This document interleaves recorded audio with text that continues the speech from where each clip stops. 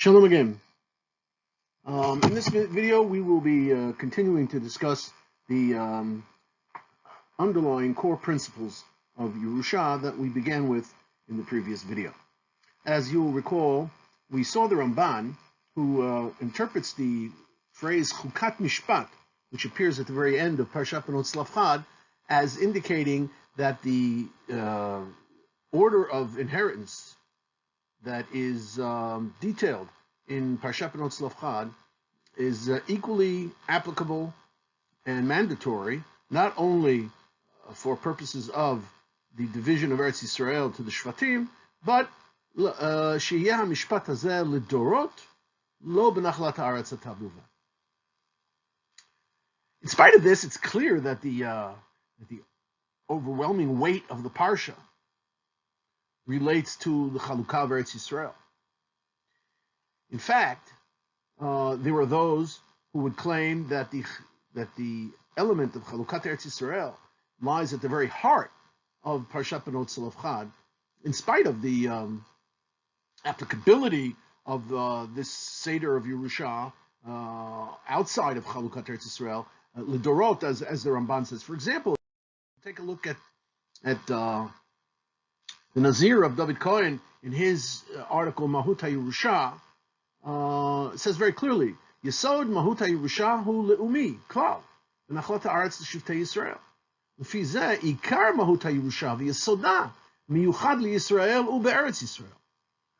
Now, obviously, the Nazir is not negating the halachic conclusion that Parshat Benot Tzlaf applies equally, not only at the time of Benot Tzlaf, but L'Dorei Dorot, but we will see when we get into the poskim that this distinction does influence various conclusions regarding the relative flexibility, if you will, that may exist when we are not dealing with Eretz Yisrael, with Chalukat Eretz Yisrael, but with regular estates that have nothing to do with the Chalukat Haaretz to the Shvatim.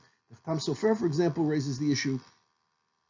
Minchat Yitzchak raises the issue, and so do others. We'll see that in a later chapter when we deal with the entire issue of what's called Ha'avarat Nachala, the flexibility in dividing one's estate outside of the order of inheritance fixed by Parshat Benot Tzlaf. The consideration of Chalukat Haaretz will be relevant, and we will come back to it. Having looked at Parshat Benot Tzlaf, I think that many of you may have asked yourselves the question, Benot Tzlaf is not the first time that the idea of Yerusha appears in the Torah. The idea that the heirs of a person, in the case of halacha, the sons of the person, for argument's sake, take the estate that's left by the decedent, that idea existed long before Benot Tzlaf. In fact, one could say that the idea of Yerusha, as opposed to the details, was something that is so self-evident that we don't need psukim to teach us that there is such a thing as Yerusha. Take, for example, this Gemara. The Mishnah tells us in Masachet Baba Basra that the sons inherit from the father, and if there are sons, the sons take it, whereas the daughters don't. The Gemara asks Minala, how do we know that the sons take exclusively? And the Gemara answers, Dichtiv Ishki Yamut v'Gomer. We saw the pasuk, Ishki Yamut ubein ein lo v'avartem et nachlato lebito. Tama, why does the daughter inherit in that particular constellation of facts? Tama de ein lo be, such as Benot Tzlaf. Ha yesh lo be.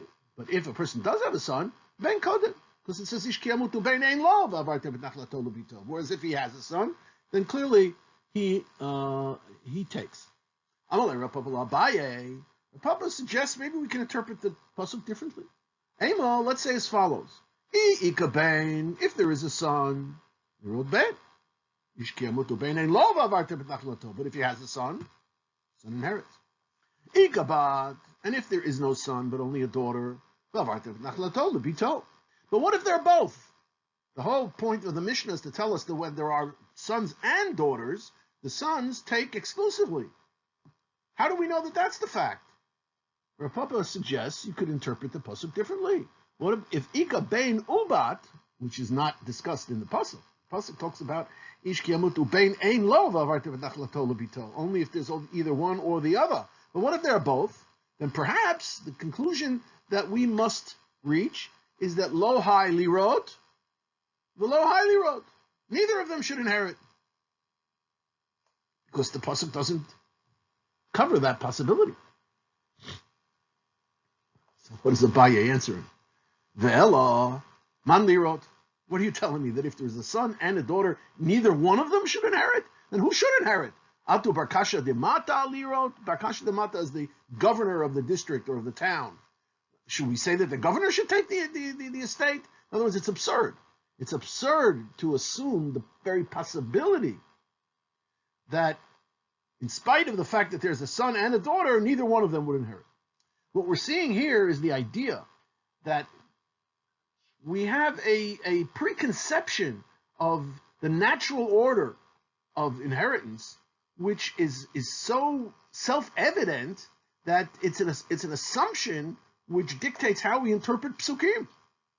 Atu Barkasha Damata Liro became a phrase, an idiom, if you will, in the hands of various poskim, when they want to claim that a conclusion is so self-evident that it doesn't need any other evidence. Atu Barkasha Damata Liro. So we see that there's an inherent idea that one should inherit.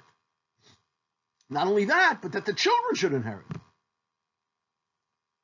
We saw that idea way back in Sefer Bereshit.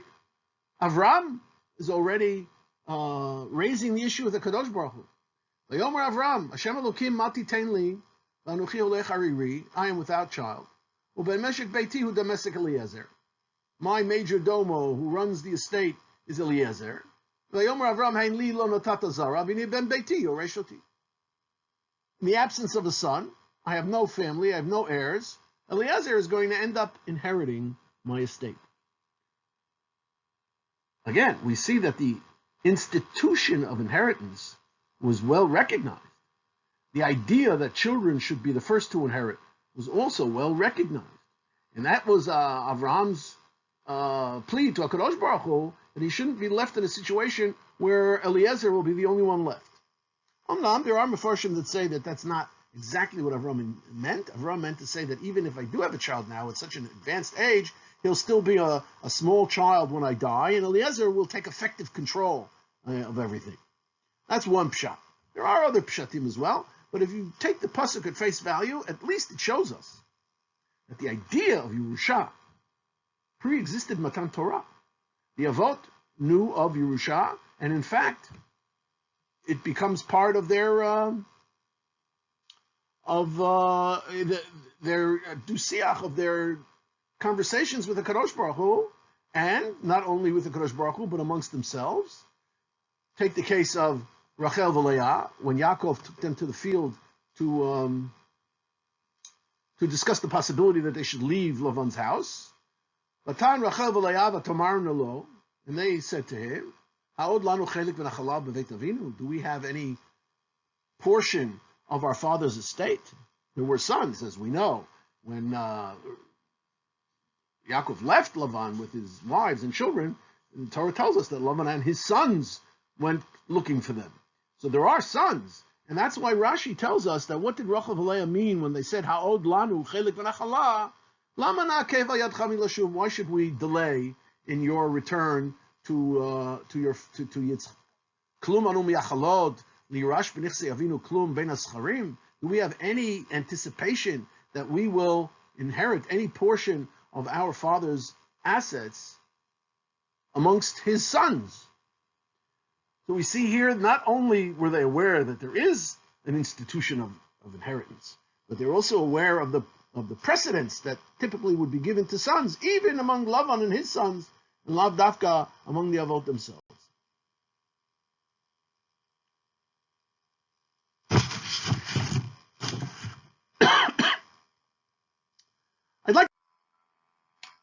I'd like to take a look now at the Rambam in Moreh Nevuchim, who discusses the underlying purpose of Yerusha. We mentioned in the previous video that Yerusha al-pi Torah is not only a technical tool for the transference of property from A to B, but has inherent purpose. We saw the inherent purpose of Benot Tzlov Chalukat Haaretz. We saw that the emphasis of Benot Tzlov is on Chalukat Haaretz. We saw that also in the excerpt from the Nazir. Here we have the Rambam in Moreh Nevuchim, who classifies Yerusha as Dinei Mamonot, but doesn't limit the idea of Yerusha to the technical transfer of property. Let's see what he says.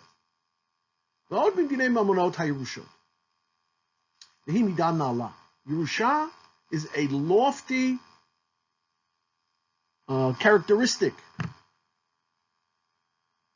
Klomar shelo yimna ha'adam tov ben hazakai lo.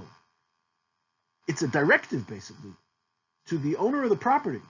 The owner of the property knows that upon his death, his property will pass to his heirs, and the fact that there is a Torah order of succession is designed not only to dispose of the property, but also to influence one's behavior during lifetime. By knowing what the Torah considers to be the correct order of inheritance, one must internalize the idea Shelo yimna adam tov min hazakai lo, that one should not deny the benefits of one's estate from those who should receive it. Kivan shu olech lamut, al tiyeh no tzara b'yorsho. You shouldn't look askance at any one or more of his heirs. Al yefazer momonon. He shouldn't decide to dispense of all his assets or many of his assets during his lifetime. If the Torah fixed a particular order, that is meant to teach us also that they are the most ra'ui, they are the most correct to be benefited by the assets of the estate. And therefore he's being admonished not to try to dispense of his assets during his lifetime in a way that will prevent his Torah heirs from inheriting. The Torah tells us who these krovim are. First it's Zerah, descendants, sons, then daughters. Then the brother. Rambam doesn't talk about the father.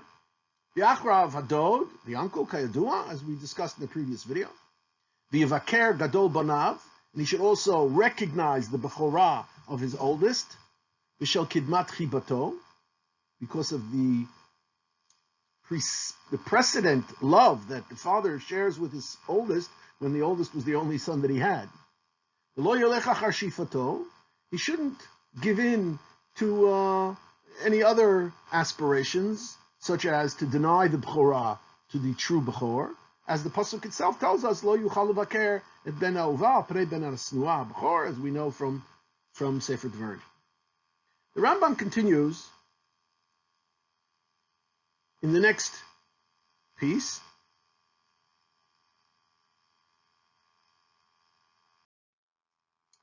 Umidah zo me'ametzet ota umakpedet alea Torat ha'emet hazu me'od.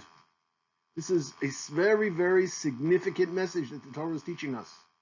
Klomar ha'adafat ha'krovim ve'ha'hitagdut imahem, to give priority to his family members and to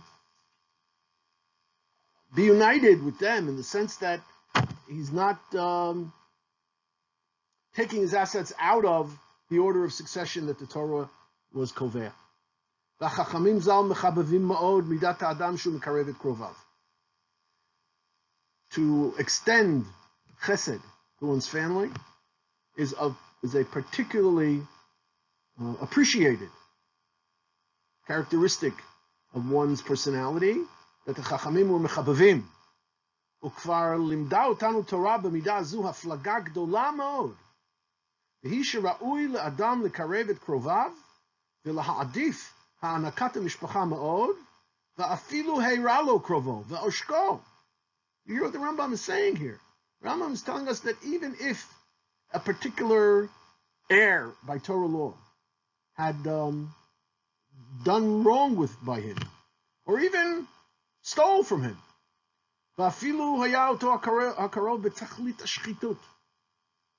Even if he's the lowest of the low, there's a typo here, I apologize. We'll see the Gemara that discusses that. There's a Mishnah in the Gemara which discusses the question of whether or not it's legitimate to disinherit a Torah heir whose behavior would warrant such a drastic step. And there are such cases, but very few. As a rule, as we'll see in Chazal, one should not disinherit one's children, even if they've gone in the wrong direction. Because we take a much broader view of what may develop in future generations. But in any event, the Rambam is talking about it in terms of the generation itself that stands to inherit. The family connection is sacrosanct, regardless of the particular behavior of any one or more of the Torah heirs.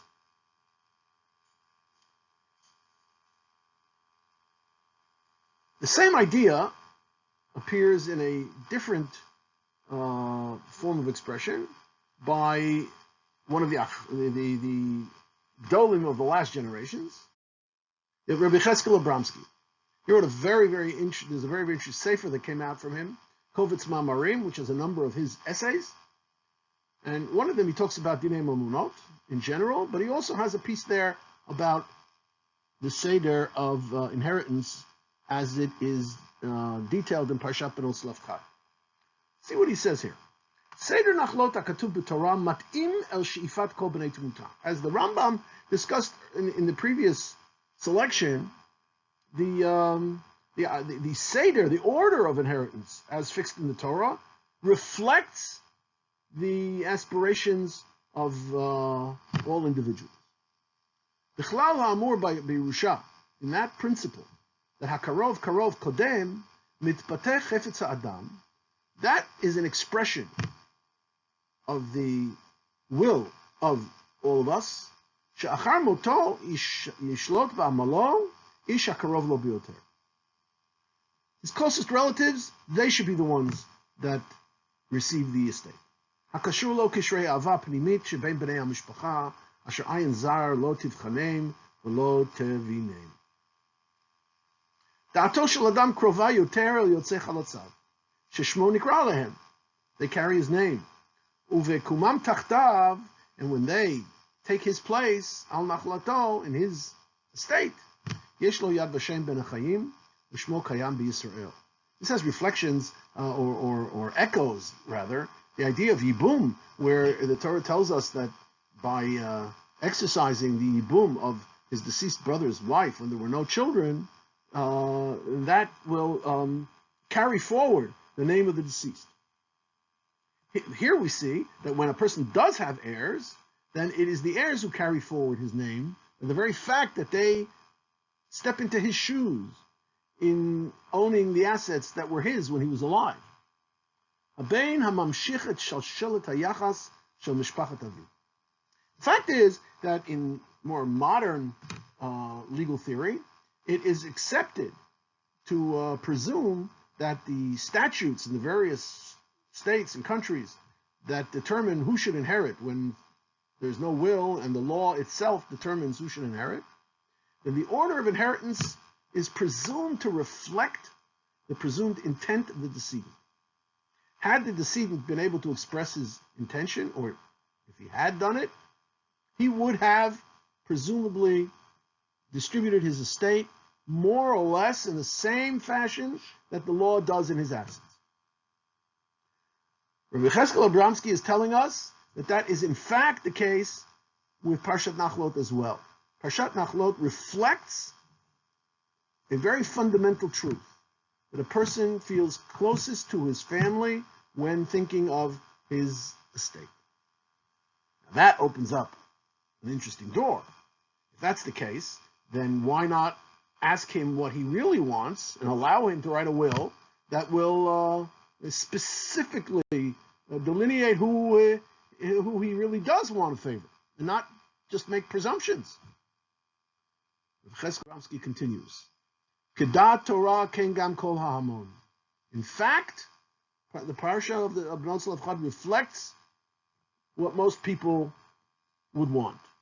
Parshat Nachlot od terem nichteva, even before Parshat Bnot Tzlafchad.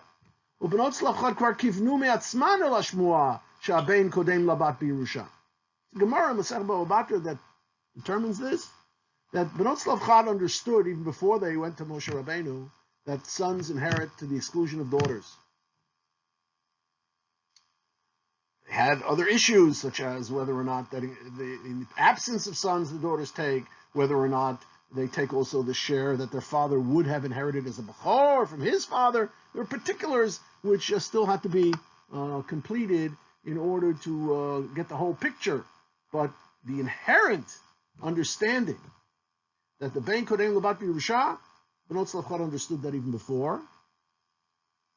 V'omnam Seder Nachalot yesh bo midat hamanchil, Beruach enosh olam tov. And yet, in spite of the fact that the parsha reflects the intent of most people, but now that there is a Seder Yerusha,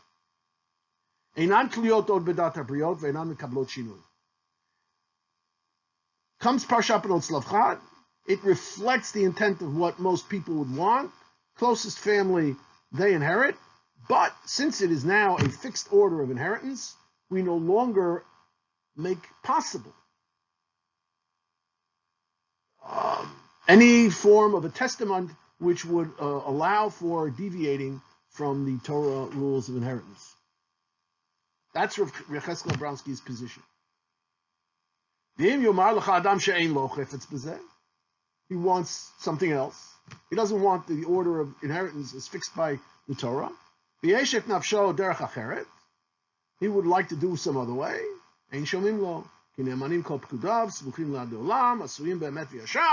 The Torah has the ultimate understanding of the innermost wishes of people, and that is what is reflected in Parshat Bnot Tzlafchad. We're beginning to see again that not only does Parshat Bnot Tzlafchad reflect the necessities of Chalukat Haaretz, but it also reflects what the Torah considers to be the correct format for dividing one's estate, purely on the grounds of the decedent and his family connection. The family of the decedent are entitled to inherit, regardless of whether or not we're talking about Eretz Yisrael. Part of the explanation for this, for lack of a better word, rigidity, in that the Torah fixes the identity of the heirs, is also dependent on a very, very interesting observation that the Rishonim make, primarily the Rashba, which I'd like to point out right now. There's a Mishnah Baba Kama which says, "Haomer livno konam shatan eneli." A person makes a neder, and the neder is that he forbids his son from having any hana'ah from him. In modern jargon, we call it a disinheritance. But he doesn't talk in terms of inheritance. He talks in terms of hana'ah. I make a neder that my son cannot have any hana'ah from any. Then what happens when the person dies? Does the son inherit? Is it a form of hana'ah that the son derives from his father? If it was a hana'ah, then the neder would apply. But the Mishnah says no. Imet Yerashenu. When the father dies, the son inherits in spite of the neder. Why is that? Says the Rashba. De'achshav eino nehene mimenu. When a person inherits, he is not deriving any hana'ah from the decedent. Ela yoresh mimenu nechasim mikoach yerushato shehu risho rachmana. It is the Torah that gives him the inheritance. The Torah creates the process of inheritance by which the son inherits, and therefore the son is not deriving any hana'ah from the father because he's just receiving what the Torah gives him. The assets don't come to him from the father who made the neder. Sheyarash nechasim elu im mitat ha'av. The father dies, his ba'alut in the assets at that moment terminate, the Torah takes over, and the Torah gives the heir the Yerusha. The Rambam says it also in Masechet Nidarim. Lafilu meit yirashenu, mishum de'ein hayoresh yorsho elo la'achar mitah. The Yoresh receives his share of the estate after the father who made the neder passes away. Dikfar nafak mirishut madir. The estate has already left the domain of the father who made the neder. The lo min hamorish ba'alo nachala elo shatorah ziktalo. So if the Torah is giving us the estate, therefore it is not a function of hana'ah. So here we see again that in spite of the fact that we took full notice that the idea of Yerusha pre-existed Parshat Panot Tzlaf. We saw it by Avraham Avinu with Domestic Eliezer. We saw it with Rachel and Leah vis-a-vis the estate of their father Lavan. Panot Tzlaf themselves knew that there was Yerusha even before the Parsha. They even knew that sons come before Banot, before the Parsha. And yet, as Chazal say in many instances, and they say it here as well, Nitna Torah, nitchacha halacha. Once the Parsha is given, just as Rabbi Yecheskel Lubrowski said, once the Parsha is given, then the inherent idea of Yerusha no longer governs. It is the Torah that is determining that there is Yerusha, and it is the Torah, therefore, that determines who should be the Yoresh.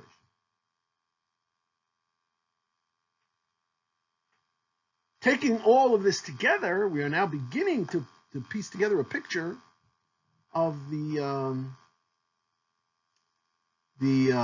significance of Yerusha as being much greater than just, again, greater than the technical transfer of one's assets. That can also go a long way in explaining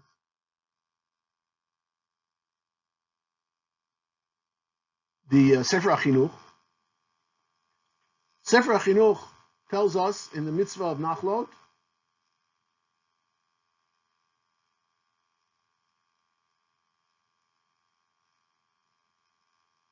let's see what he says.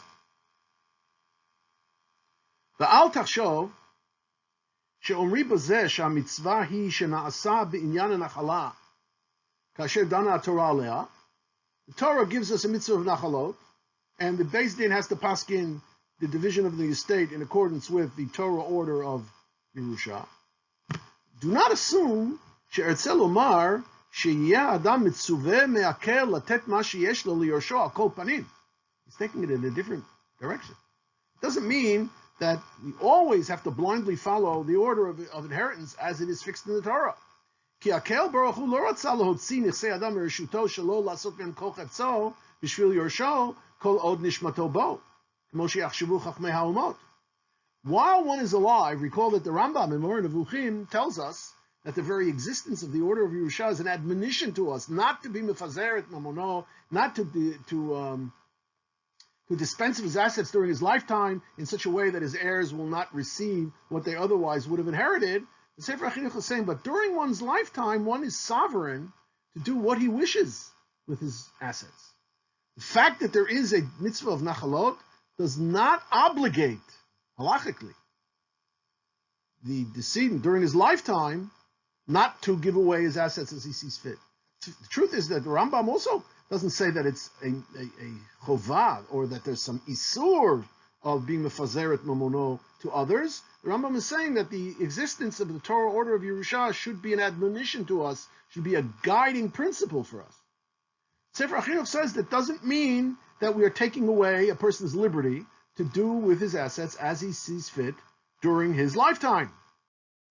Aval hodienu sheschut hayoresh kashur b'nichsei morisho, that the right of the yoresh is connected to the assets of the decedent. Uvehistalek koach hamorish min hanachasim b'muto, and when a person's control or ownership of his assets disappears upon his death, miyad nofel aleim zchut hayoresh. As we saw, the Rashba tells us that the Torah takes the assets upon death and transfers them to the Yoresh. That's the internal working of the process of Yerusha. Miyad nofel aleim zchut hayoresh. But the Sefer HaChinuch gives us a much more, call it a spiritual interpretation of this automatic transfer from father to son, from decedent to heir. Ki'inyan hishtalshelut hayitzirot sherotzah yotzer baruch hu zeh chazem b'bli hefsek. There's a devolution from one to the next without hefsek. Immediately upon death, the son takes over for the father. The father is replaced by the son, and the son stands in the father's footsteps in inheriting the father's estate.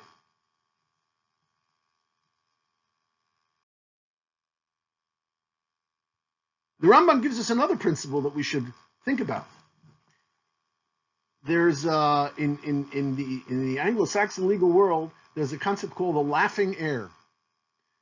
Laughing heir is a situation where a distant relative suddenly gets a letter from a lawyer telling him that some uncle or great uncle passed away and he's the only heir, and therefore here's a check for your share of the estate. And he laughs, in quotes or without quotes, all the way to the bank. It's called a laughing heir. It's an heir who had no connection with the decedent and yet suddenly finds that he is an heir.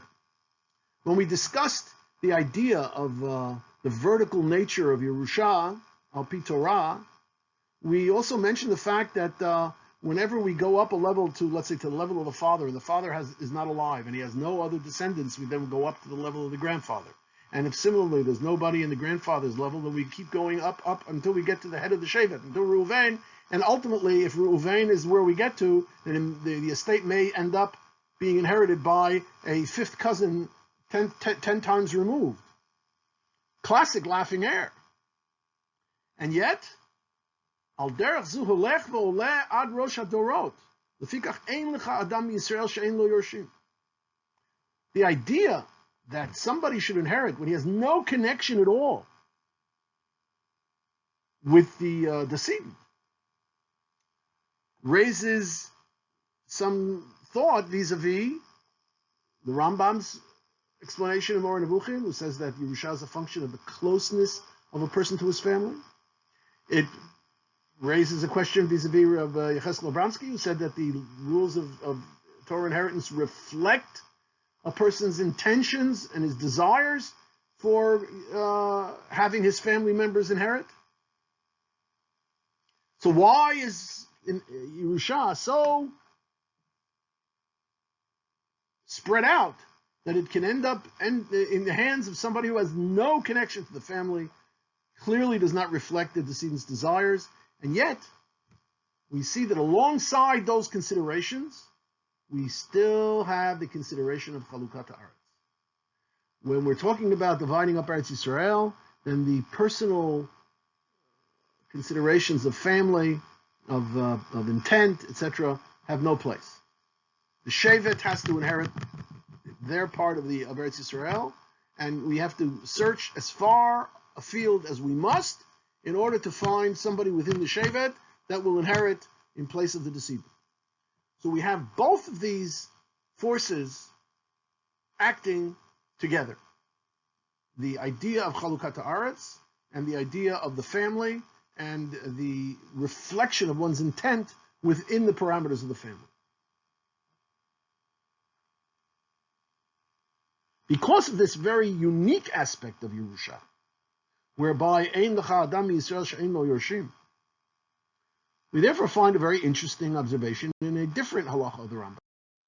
Rambam tells us that on the basis of the Gemara in Kedushin, that Akum Yoreshet Aviv Dvar Torah. The Gemara learns out over there that a guy also is Yoresh from his father Al Pi Din Torah.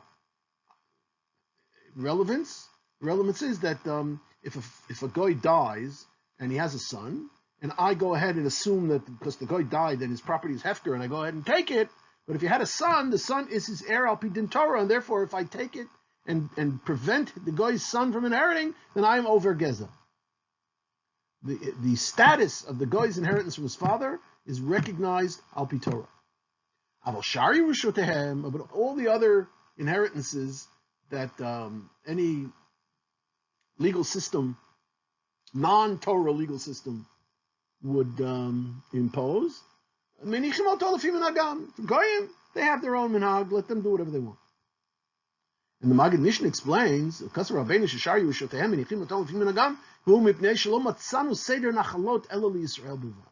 particular Seder Nachalot is only for Am Yisrael.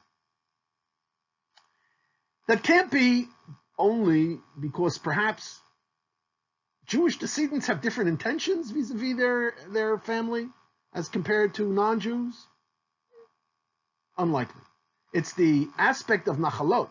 It's the aspect of Chalukat Haaretz. It's the aspect of determining the heirs on the basis of the Mishpachotam, the Beit Avotam, which has particular relevance when in Chalukat Haaretz. That is Seder Nachalot, which applies only to Israel. So again, we have both of these forces working together. The force of Nachalat Eretz Yisrael and the force of the family. Both these together will inform the opinions we see amongst the poskim as we move forward. 2 more points in closing. We see the Rokachav at Safnat Paneach makes this specific observation. The Yesh Shnei Tamim B'Yerusha. Jewish Yerusha has 2 forces which are acting at the same time. Echad Mishum Kurva. One is the family. As we've seen, there is an inherent logic in the fact that families should be first to inherit. But there is also the Abed. The son takes over for the Morish by stepping into his shoes. Stepping into his shoes, which is more a function of Chalukat Haaretz, of Nachlat Eretz Yisrael, but not only. We are familiar with the phrase that appears in a number of sources, including in the Gemara, that Yoresh Karadavua, that the Yoresh is as if he was the father himself. And that has various applications beyond just the question of inheritance. The difference between a Goy and a Jew, in terms of Yerusha, is the Ben Noach Eno Yoresh Rak Mitam Kurva.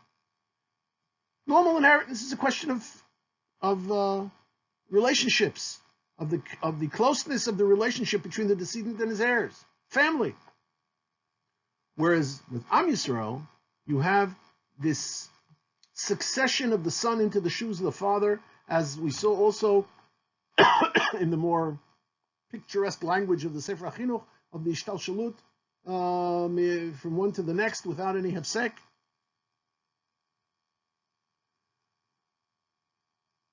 Ultimately, all of the above are encapsulated into this halacha of the Rambam, with which we will end this particular lecture. The Rambam tells us, "Ein Adam yachol lahorish lemisha eino ra'ui liyorsho." The person cannot; he doesn't have the legal ability to cause someone to inherit who is not his Torah heir. Lo la'akor ha'Yerusha min ha'eresh, and he can't disinherit a Torah heir. Af al pi shezeh mamon hu, even though Yerusha is an inyan of mamon, of balut b'nechasim, and as we saw, the Rambam even called it dinei mamonot in Moreh Nevuchim, but nevertheless, as we saw in the Ramban, on the pasuk,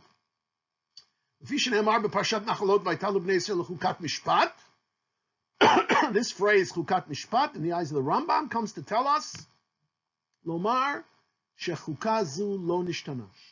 This is a chok that you cannot deviate from. The einat tnai mo'ilba. You can't make a tnai and say in whatever fashion that I am leaving my estate, the tnai that it go to somebody else and not to my heirs al pi Torah. Bein shetzivavu bari, bein shayashchiv meira, bein al peh, bein bichtav, eino mo'il. There is no possibility in terms of inheritance to bequeath one's estate to someone who is not a Torah heir. A very, very important caveat, we're only talking about the situation where somebody attempts to do what the Rambam says he cannot do through the vehicles of inheritance.